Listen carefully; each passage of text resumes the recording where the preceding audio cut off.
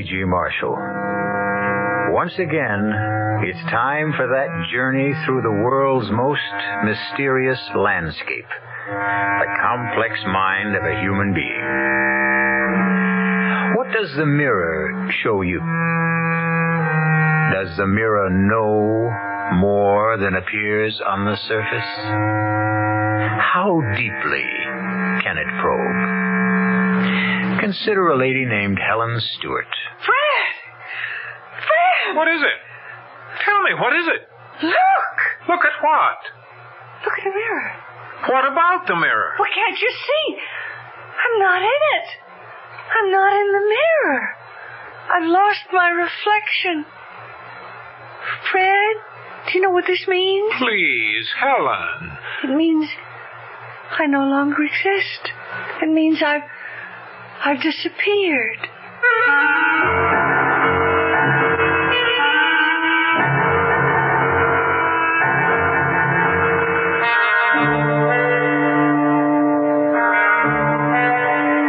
Mystery drama Mirror for Murder was written especially for the Mystery Theater by Sam Dan and stars Celeste Holm. It is sponsored in part by Anheuser-Busch Incorporated, brewers of Budweiser, and by the Kellogg Company, makers of Kellogg's Special K cereal. I'll be back shortly with Act 1.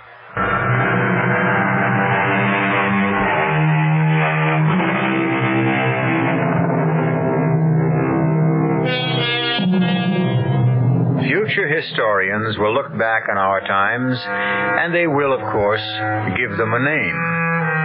It's fairly safe to assume that our era will probably be called the Age of Women. Women are no longer content merely to cook and clean and care for a man. Some women are quite vocal about it. However, these are not the ones to cause us concern. Men should worry about those quiet ones. For instance, today it's breakfast as usual at the home of Fred and Helen Stewart. This means that, although it's not even 8 o'clock, Fred has already been on the phone for the better part of an hour. But on this particular morning, quiet, uncomplaining Helen Stewart does something shocking. She suddenly reaches over and, for no apparent reason, disconnects the telephone. Helen, why? Why did you do that? Why did you cut me off? I don't know. But, Helen, you knew that I was talking to Senator Warren. You cut us off. Senator Warren is an old drunk. James J. Warren is the majority leader. Oh, yes, he is. He certainly is. Senator Warren is the majority leader because he makes a great many major leads, especially with his hands under the table when we're out to dinner. What are you talking about? You know, 15 years ago, if I'd told you that, you'd have punched the senator in the nose. Now you look at me and say, what are you talking about? Helen. Oh, Jim. Yeah, cut off, I guess. Certainly, Jim, I'll hold on. Helen, I simply have to talk to the senator before he leaves. You might want to talk to me before I leave, too. Now, what is that supposed to mean? Just what it sounds like. Look, we can't afford an argument just before I go... When can we afford it? Darling, be sensible. The committee's considering the entire budget. You know what's at stake. Of course. And, Jim, yeah, great. Tonight? No trouble at all. I'll be there. You bet. Thanks, Jim. Bye. Am I to assume from that conversation that you won't be home to dinner tonight either? Senator Warren wants me to meet with the finance committee people for dinner. I see. Well, they have to be brief. Naturally. I'll try to cut it as short as I can. We have tickets for the opera tonight. Remember? Oh. Well, look, why don't you go, and I could pick you up after. If I'm going to go to places alone, I don't have to be married. Oh, Helen, just as soon as all this pressure is off... Poor Fred, you're having so much trouble trying to fit me into your schedule. What are you doing New Year's Eve? I resent that. Do you? If you didn't want me to go into politics, you should have said so. I don't recall that you ever asked me. Darling, this is the big break. Jim Warren is letting me write this bill. It'll be known as the Stewart Act. It'll revolutionize the concept of education throughout the state. From here, I can run for national office. First the House, then the Senate. Yes, well, write me a letter. Let me know how you make out. Oh, I want you to help me. Help you? How? Well, just don't add to my... To your problems. Is that what you're trying to say? No. Just be a nice, quiet, obedient little lady. Is that what you mean? Oh, Helen, you can twist the meaning of everything Fred, you say. I'm having a problem. Oh, good Lord. It's 8:30. Fred, we have to talk about it. Yes, but does it have to be this minute? Well, sometimes you have to sit here and just look at me and talk to me and concentrate on me as if I were a human being worthy of your time and your attention. Helen, you know that I love you. Yeah, but that's not enough. You see, something's happening to me, and I'm frightened. What could be happening? I'm scared. I feel as if I'm disappearing. Disappearing? Yes, disappearing, as if I'm fading away, fading out. What does that mean? As if I've become nothing, nobody. Oh, but That's what. I can prove it. There are times, many times, more and more times lately, when I look into a mirror and I sort of become hazy, blurry, and then my image, my reflection, isn't there. It's just gone. Helen, I'm gone. Look, you've got to see Dr. Gordon. Why do you keep sending me to other men, Fred? I know what's happening. I am disappearing. I'm fading out of your life. Now, that is not true. I need you more than ever. For what? We'll talk about it tonight. But you won't be here tonight. Tomorrow morning. I may not be here tomorrow morning. What? I may be gone. Gone? Gone where? I don't know. Where do people go when they disappear? I'll answer it. Hello? Just a moment. It's the senator's office. Should I tell him you're busy and you'll call back? How can I tell him I'm busy? Give me the phone. I see. Hello? Yes, I'll hold on. Helen, Goodbye, Fred. Where are you going? Where am I going? Fred, look in the mirror. Just look, Fred. In just a minute. Hello? Jim? Yeah. Oh, I've got all the figures, everything we need. Look in the mirror, Fred. I've disappeared. No, Jim, we've got solid proof. Where did I go, Fred? Where did I go? Please, Fred, tell me what happened to me. Jim, the opposition will simply have to throw in the towel. Nobody can afford to vote against this bill. Fred, where did I go? You can control every single dollar. Fred, I'm going to have to find myself. The voters know whom to thank for it. Goodbye, Fred. Goodbye. Jim, the newspapers will eat it up. How can we possibly lose?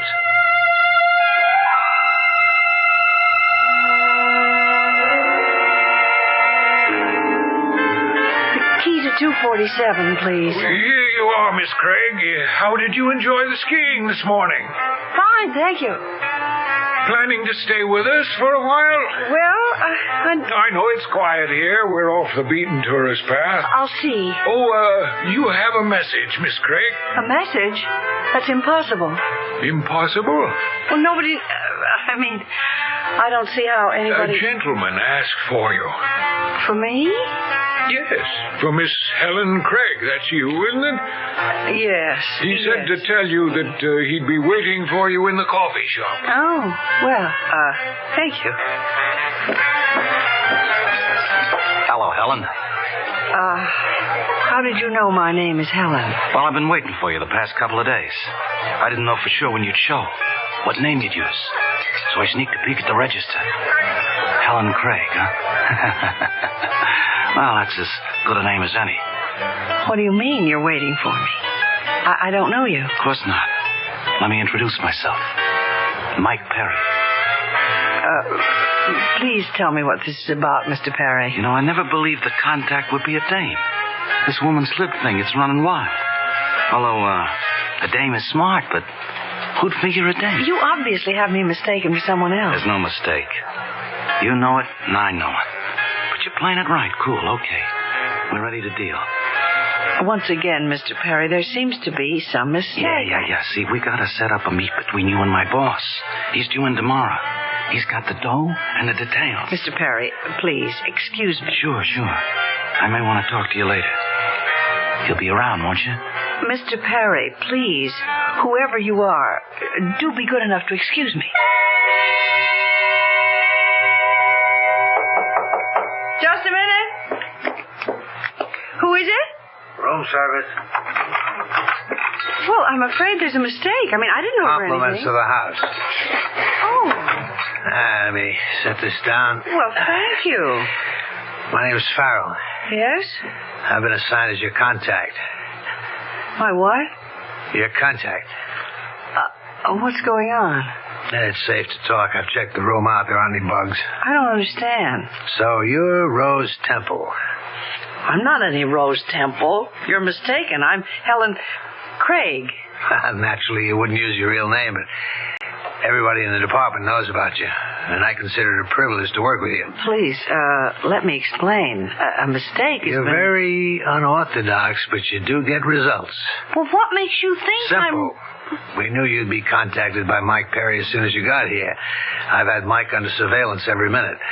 Now, Rose... I'm not Rose. You're absolutely right. You'll have to concentrate on your new identity. I'll call you Helen. How did you do it? How did I do what? Helen, I'm on your side. How did you get them to think you had all those diamonds? Mr. Farrell, there's something very wrong here. Okay. There's certain things I'm not required to know. I was just curious. Mr. Farrell. Did Mike Perry set up the meeting yet? Mr. Farrell. Why don't you call me Jerry? You're making a big mistake. You never relax, do you? Well, that's probably the secret of your success. I simply don't know why you both think... You'll have to tip us off as to where the rendezvous is so we can move in and make the arrest. Oh, sure, I'll do that. Look, what's that? Look. Look at what? The mirror. What about the mirror? Are you okay? Oh, yes. I'm fine. I'm all right. Yeah, well, why don't you get some rest, huh? I'll see you later.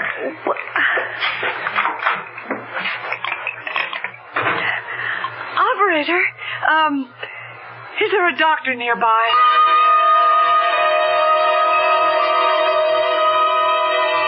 Well, I'm not a psychiatrist. I'm just an ordinary old country doctor, you know. What do you think about the mirror? I mean, the mirror, Dr. Bellows. Well, now tell me again. Back at home, you disappeared from the mirror. Right. It could be a symbol of how unimportant you think you've become to your husband. I know that. That's why I ran away. I thought I could find myself. Yes, I see. Who are you, really? Oh, I don't want anyone to know. Well, your husband is probably worried. How worried? Worried enough to tell the police to look for me? Well, perhaps, but let's stay with your problem. You ran away to find yourself, and a few minutes ago you looked in the mirror and you saw your image again. Is that what you're telling me? Yes, but... But what? The image I saw. Well, I've never seen such an image of myself before. I mean, I'm filled with brightness, a kind of glow. Well, look in the mirror again. Yes. Yes, it's the same image. It almost hurts my eyes to look. I mean, what does that mean? If that's how you see yourself, then it could mean you've suddenly become important again. I mean, important to someone. Or that I'm having another hallucination. What kind? Oh, Doctor, I'm hallucinating. I must be. That I'm some sort of an agent. An agent? A double agent. What do you mean? That I'm some sort of secret operative and I'm posing as a member of some powerful gang. I mean, I realize this must sound... No, that's all right. It's all right. Keep talking. Seems I'm here to contact some powerful racketeer, at which time there will be an arrest or a shootout or whatever happens at such a meeting. I don't know. I haven't hallucinated that far yet. And what form does all this take? Well, I've been approached by a man who has identified himself as a member of some gang. And then I've been contacted by someone who's evidently my colleague in a law enforcement agency. Well, does all this happen at night? I mean, could these be dreams? No, it happened less than an hour ago. I actually spoke to the gangster in the coffee shop and to the government agent in my room. Well, then, why do you say these are hallucinations? Well, how could they possibly be anything else?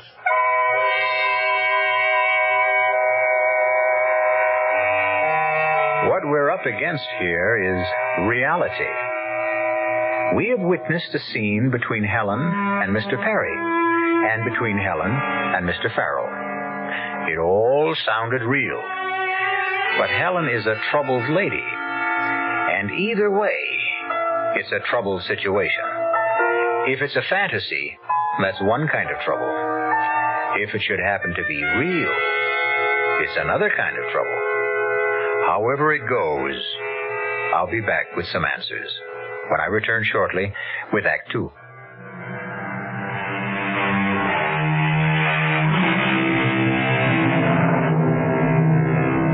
There comes a time in the lives of many women when they feel unwanted, neglected.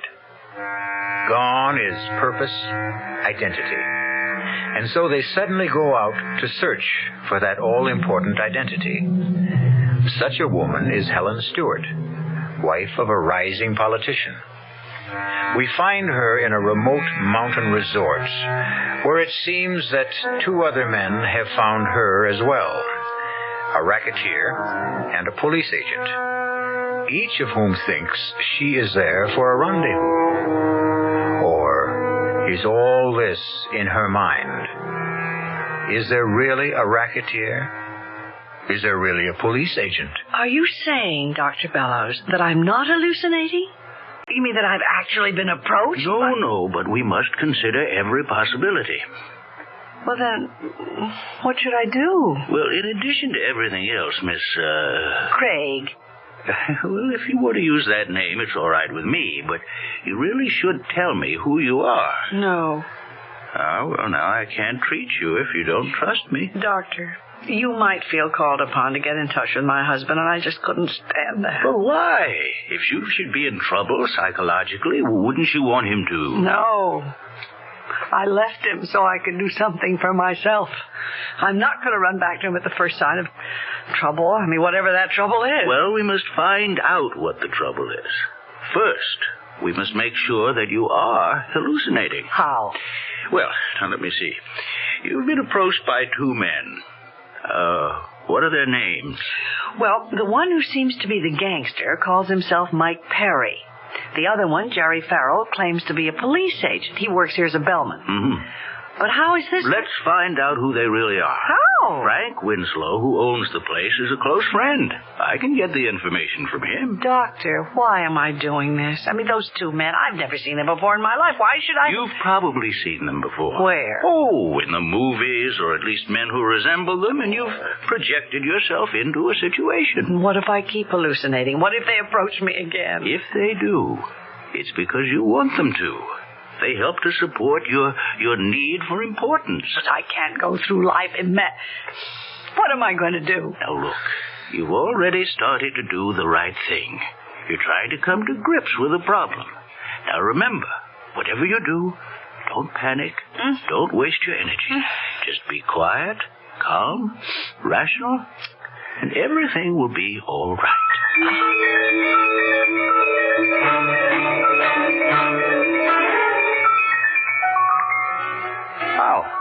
How come you ain't on the slopes?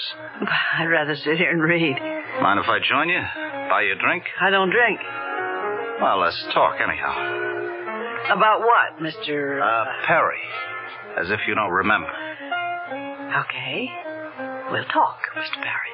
The big fella. I'm supposed to tell you this. He ain't gonna be here till day after tomorrow. Now, don't blow your stack. Believe me, I had no intention. Oh, you don't kid me, baby. You don't give nothing away. But you must be doing a burn. Really? Why?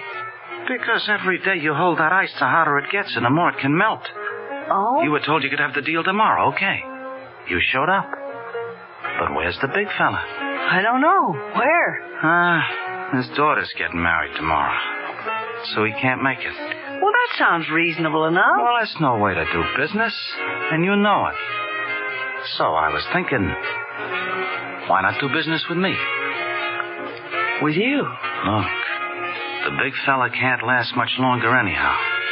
I mean, what if I can raise by tomorrow morning half of what the big fella offered? It's less, but you got this one advantage. Yeah? With me, you got a deal. Cash on the line. You're out. You're clean. What do you say? Let me think about it.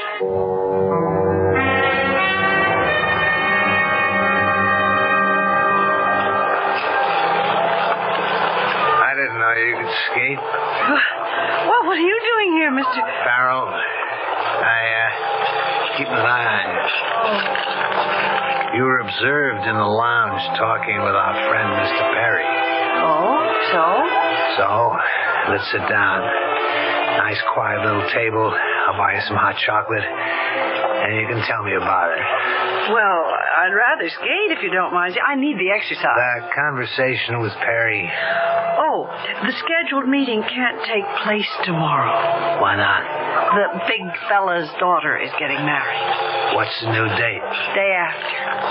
I don't like it. Every extra hour makes it more dangerous for you. Well, there was an alternate suggestion. Yeah? I could deal directly with Perry. With Perry? He's willing to double-cross the big fella. Oh, so Perry figures to move against his boss. That makes it very rough for you. Why? Did you agree to deal with him? I'm thinking it over, supposedly. Bad.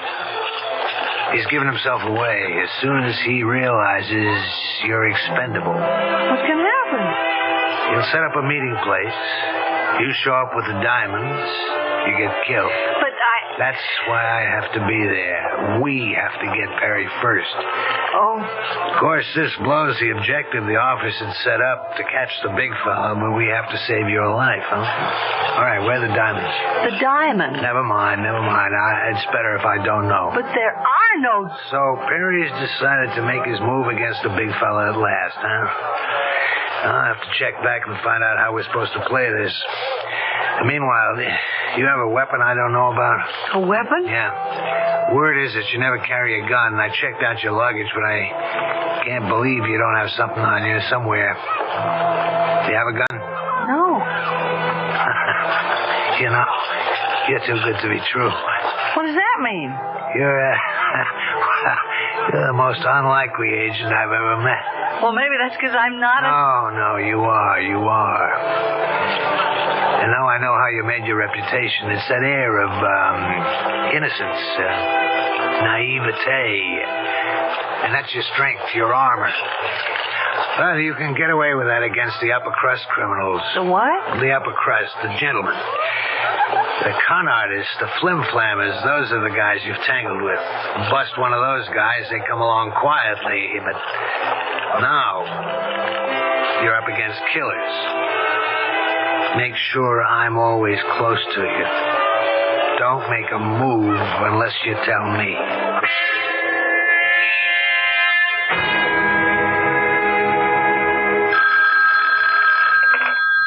Hello? This is Dr. Bellows. How do you feel? Oh, I've been hallucinating. I think I've just had a discussion with both of those men. The racketeer and the government agent? Yes, Doctor. Mm-hmm. And how did it go? Frightening as it seems so real. Are you near a mirror? Yes? Look at yourself. All right. What is it? I've never seen myself in such clear outline, such sharp detail. I mean, such brilliant colors. See, you're feeding on your fantasies. I am? These men you're talking to. Yes? Well, I had to go on the basis that anything can be possible until proved otherwise.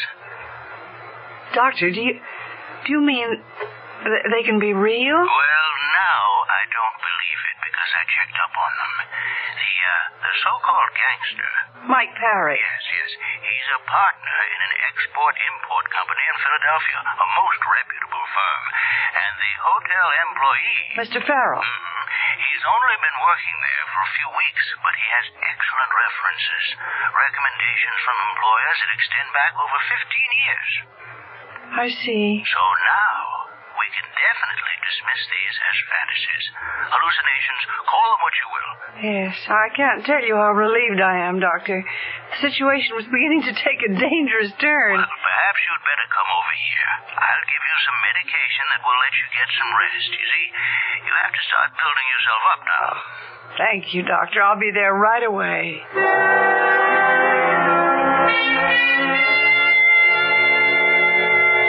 But why, Doctor? Why are they so real? Because, you see, you need them. You need them to restore yourself. Can't you see what's happened? What? Well, you felt as if you had been, wiped out. So you retreated into fantasy to restore yourself. Yes. Well, that's all right for a start, but you will have to accept reality, you know. Huh? Find yourself, your identity in the real world. Yes, I know. Go back to your husband. Oh, I'm not sure I want to. Do you love him? Yes. And does he love you? Well, I think so, but what good is love if all it does is to make two people unhappy? If you love each other, you'll find a way to live together without destroying either one of you. Oh, I don't know. Oh, excuse me. Someone's come into my waiting room. I'll be back in just a minute.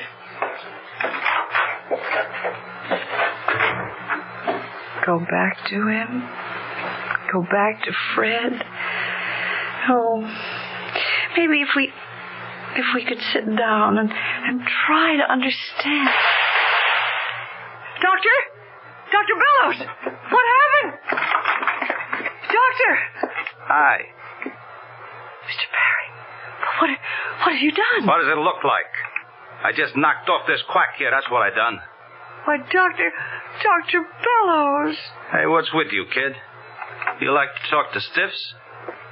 You killed him?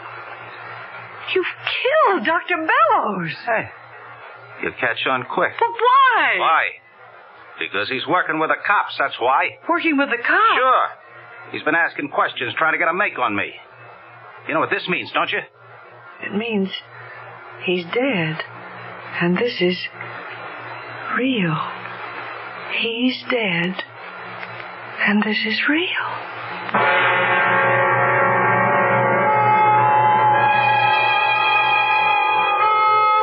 She looks at the dead man lying on the floor, and then she glances in the mirror. And there she is, larger than life, huge, grotesque. Her dress in the mirror is stained and spattered with red. But that's in the mirror, and she knows that's fantasy.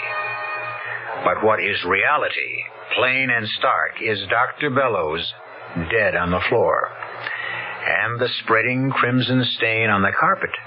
That's real. That's death. I shall return shortly with Act 3.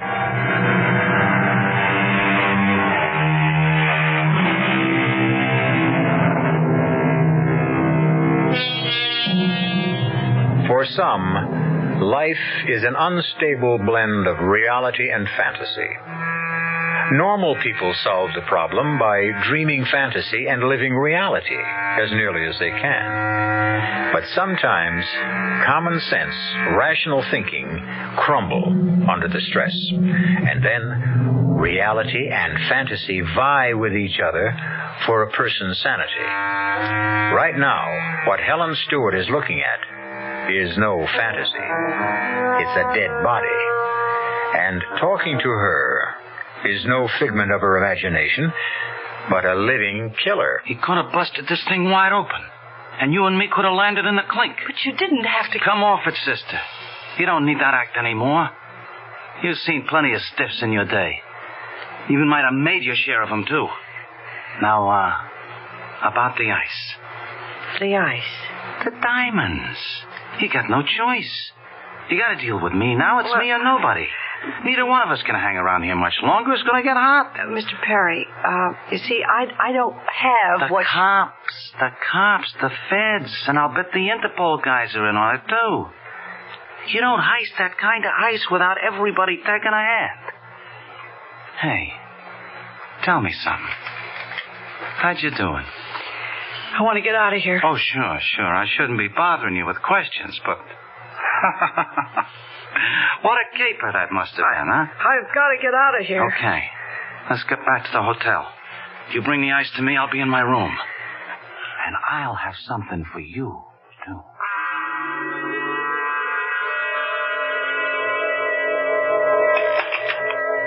Yes? I'd like to make a local call to Dr. Bellows. Dr.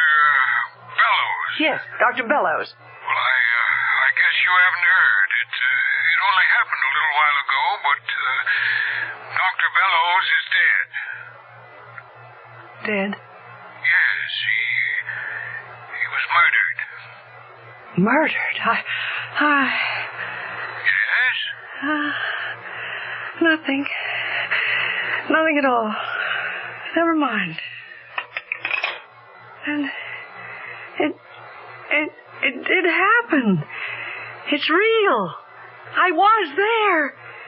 And Mike Perry is a killer. Now I need... Yes? There's a bellman. You know, the man named Farrell? Yes, Jerry Farrell. Yes. That's the one. Could you send him up here right away? Well, I'll try to find him. Please, hurry. It's very, very important. Sure. Oh, miss, I have a call for you. Will you take it? A call for me? Well, who? It's from the hotel here. All right. I'll put it through right now. Hey, you got the ice? Mister, why do you insist? I know for a fact it ain't in your room. Where have you got it stashed, huh? Mr. Perry, I think you ought to know. Baby, I know everything I ought to know. Now you pick up that ice and be in my room with it in a half hour, see? Don't hang up. I've got to tell you. Who's there? Open up. Who is it? Sheriff. The sheriff? Miss Craig, I believe that's how you're registered. Yes, that's my name. Helen Craig. I'm Sheriff Clegg here in Court County. Miss Craig, you have any identification? Oh, what do you mean? Or any papers that could prove you're Helen Craig? Well, Everybody has papers. Driver's license. I don't drive. Credit card. I always pay cash. And a checkbook with your name. I don't have a checking account. Ma'am, you want me to believe you don't have a single piece of paper with your name on it that could serve as identification? That's right. I don't suppose I have. Where do you live? Where do I live? You're not from around here. You have to live someplace. Well, I just moved. Where did you live before you moved? It was an apartment. Might I know the address? 278 Northeast 86th Street, New York City. If we checked there, would we ever find a record of your having lived there? Oh, yes, I'm sure. Now, look, I may be a hit constable, man, but I know that New York City streets don't have northeast or northwest. Oh, well, then why? Why are you asking me all these questions? Dr. Paul Bellows was murdered less than an hour ago, and you were the last person to have seen him alive. Me? Matter of fact, someone heard shots and saw you coming out of the house afterwards. Oh, but I didn't. You didn't what? I didn't kill him. I didn't say you did. But you was there while it happened. That means you got some explaining to do. Oh, my Lord. Oh. Well, what is it? What you staring at the mirror for? Look at me. I feel all of it. The whole glass. I'm twisted and hideous. Now, calm yourself, miss. Now, take it easy. Sheriff, I'm not Helen Craig. I mean, that is, I'm not anymore. I'm Helen, somebody else now. Helen who? I'd rather not say. See, I blundered into something I was mistaken for somebody else, and then... Just tell us who your husband is and where you're from, and we can clear this up quickly. Please, let me do it my way. I'm running away from him, and I can't just call on him to help me the first time I get into trouble. But do you have any idea of how much trouble you might be in? Yes, and it could ruin him. So you see, I'd rather do it my way. What's your way? See, there's a man right here in the hotel. He can clear me. Like you, he's a law enforcement officer. What kind? Well, I gather federal government. A G-man? A T-man? Secret Service? Who? I really don't know, but he could satisfy you and clear me and... Who is he? Better let me get there. Sheriff Clegg? Yeah. Who? What's man's name? Farrell. Jerry Farrell. Huh. Who found him? Yeah, I see. Dead. Okay, I'll be there right away. What were you saying about Jerry Farrell? It never rains, but it pours. First time we ever had a murder here, now we got two of them. This bellhop, by the name of Jerry Farrell. Oh, but he's the government agent. You see, he could have told you. Told me what? Sheriff, a man named Mike Perry. See, he thought I was a member of the underworld and that I'd come here to make some sort of a deal. And then Mr. Farrell, who claimed to be a secret government agent, he insisted I was an undercover agent and that I was here trying to trap this Mr. Perry. Yeah? Well, I thought it was all a hallucination. And I went to see Dr. Bellows. And I guess it was all real. What kind of deal were you supposed to make with Mr. Perry? I was supposed to sell him some stolen jewels. What are the jewels? Well, I don't know. I never had... Then how can you sell them? Well, see, Mr. Farrell was supposed to arrange... It all turns on Mr. Farrell, doesn't it? Mr. Farrell's dead. Now, about Dr. Bellows. Well, I have to tell you, Mr. Perry killed Dr. Bellows. Perry, huh? Well, that's the Mr. Perry who's registered in this hotel. He's a gangster. Mike Perry? He's the one. I'm afraid this has to be the end of the line. Mike Perry's been coming to this place more than 10 years. Mr. Perry's a legitimate businessman from New York. But I saw him. I saw him kill Dr. Bellows. I saw him standing over Dr. Bellows' body with a gun in his hand. I heard him. And he said he just killed Dr. Bellows. Now, it won't be too bad for you. Well, try to believe me. I don't think it's first degree. That's a help right there. All these hallucinations, you probably got insanity working for you. Oh. Who knows? You could even get off. Oh. Now, you want to tell us who you are? I can't. It'll have to come out. But I just can't. Now, you just better sit there and think about it. If you're trying to protect your husband... It's not that. It's... Sooner or later, we're going to find out who you are. Now, just think about it. Sit here. Yes. I'll be back. And whatever you do, don't try to leave this hotel. Sheriff, am I under arrest? What do you think?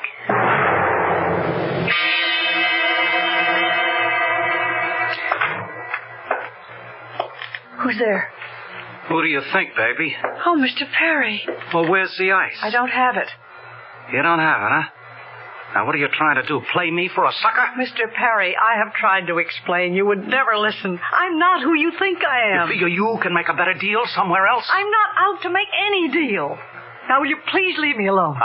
No. Not till I get the ice. I'm in enough trouble. The sheriff thinks I killed Dr. Bellows. Don't hand me that. It's true. I'm here to finish the deal. All right. The deal. With the big fella, as you call him. That was for... Give or take $1 million. You said you could pay half, all right? Show me your money. Oh, I see. I see what this is. You want a deal? Where's the money? Well, the money comes later. The money comes now. And I don't think you have it. You know, you could be right. Well, that gun isn't going to help you. Oh, honey, a gun always helps. Shoot, and they'll hear you. Not this time. I got a silencer. And what do you hope? The ice is in this room.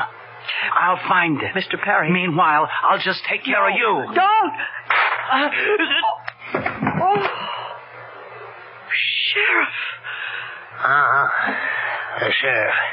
Well, what are you doing here? I saw him walk into your room, so I thought I'd listen. I was wrong about him. Oh, Hey, what's the matter? I think I'm going to faint. Well, don't. Will my husband ever find out? We got to check with the government, see how much of this can be released.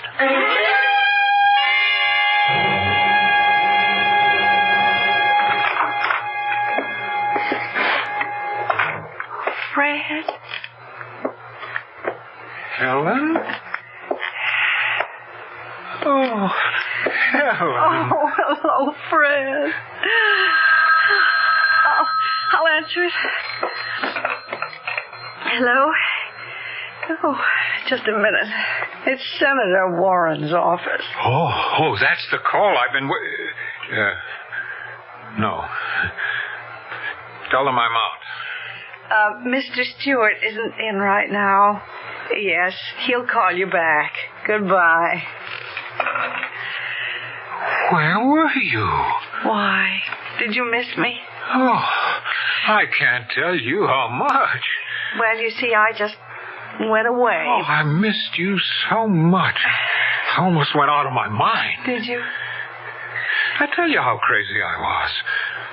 I'd look in the mirror and I'd actually see your face there, even though you weren't there. So you see, you were wrong. Your image, your reflection hasn't disappeared. Look. Just look in the mirror. What do you see? I see. Oh, Fred, I see both of us clearly. Very clearly. Oh, darling. Now, tell me where you went and what you did. Oh, well, I didn't really go anywhere much. And I really didn't do anything.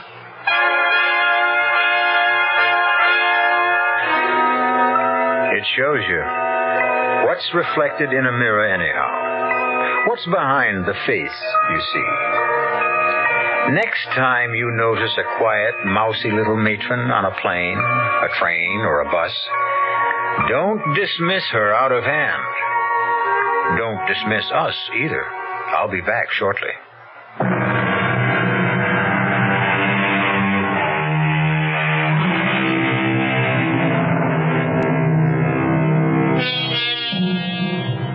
Stewart, a lesson to all of you gentlemen out there who don't see your wives' faces in the mirror anymore. Be very careful, because the next face you might see in the mirror could very well be your own. Our cast included Celeste Holm, Wes Addy, William Redfield, and Robert Dryden. The entire production was under the direction of Himan Brown.